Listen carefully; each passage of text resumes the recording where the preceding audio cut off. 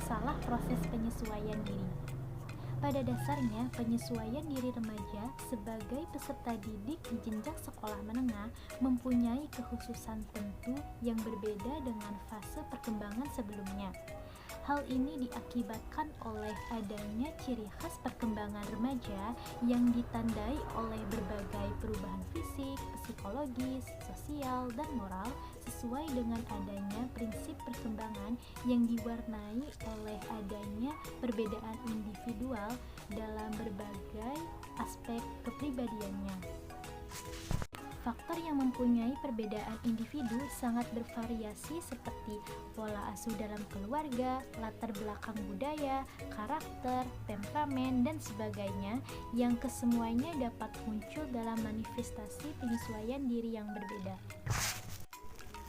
Adapun karakteristik penyesuaian diri remaja dapat meliputi yang pertama, penyesuaian diri terhadap peran identitas remaja, dan yang kedua, penyesuaian diri remaja terhadap kegiatan belajar, dan yang ketiga, penyesuaian diri remaja terhadap kehidupan sosial, dan yang keempat, penyesuaian diri remaja terhadap norma-norma sosial, dan yang kelima, penyesuaian diri remaja terhadap penggunaan waktu luang, dan yang keenam, penyesuaian diri remaja terhadap frustasi konflik dan kecemasan. B. Masalah penyesuaian diri di sekolah. Ada beberapa masalah umum yang sering timbul dalam proses penyesuaian diri remaja di sekolah. Yang pertama, masalah pemilihan program studi.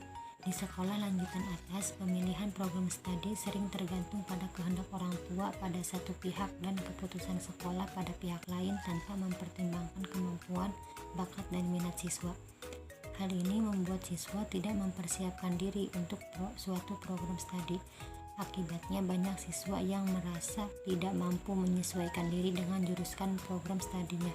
Karena tidak ada kecocokan, akibatnya akan timbul melemahnya motivasi belajar, prestasi belajar yang buruk, bahkan akan menyebabkan kegagalan karena tidak naik kelas.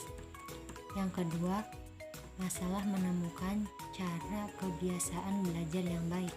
Syaratnya, muatan kurikulum di sekolah tidak jarang memberatkan siswa dalam mengejar target yang telah digariskan oleh guru atau sekolah yang merupakan keharusan dalam mengantisipasi dan mengakomodasi kemajuan perkembangan ilmu pengetahuan dan teknologi.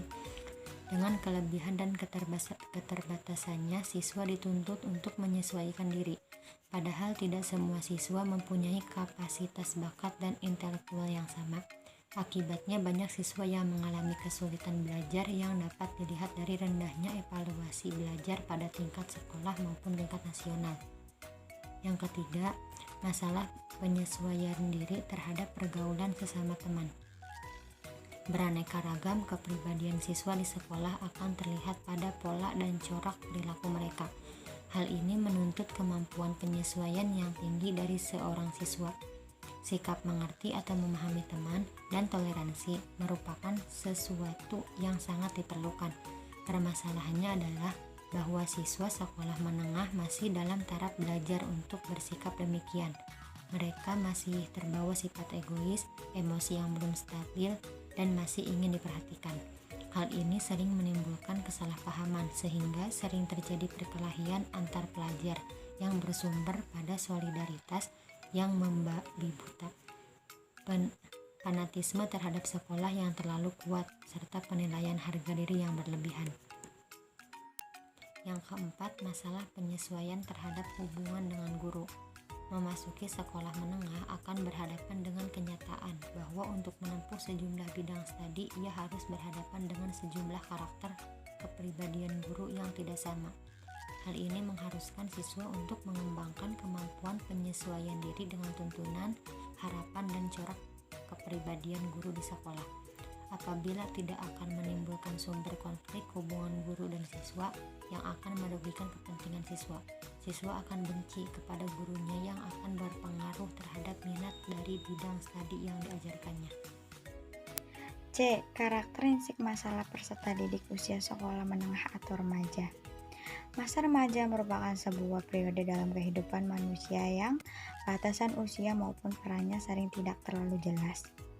Pubertas yang dahulu dianggap sebagai tanda awal keremajaan ternyata tidak lagi valid sebagai patokan atau batasan untuk pengategorian remaja. Hal ini karena usia pubertas yang dahulu terjadi pada akhir usia belasan, 15-18 tahun, kini terjadi pada awal belasan. Bahkan sebelum usia 11 tahun, seorang anak berusia 10 tahun mungkin saja sudah atau sedang mengalami pubertas, namun tidak berarti ia sudah bisa dikatakan sebagai remaja dan sudah siap menghadapi dunia orang dewasa. Untuk memahami remaja, perlu dilihat berdasarkan dimensi-dimensi tersebut. 1. Dimensi biologis, 2. Dimensi kognitif, 3. Dimensi moral, 4. Psikologis. Upaya penanganan masalah penyesuaian diri remaja.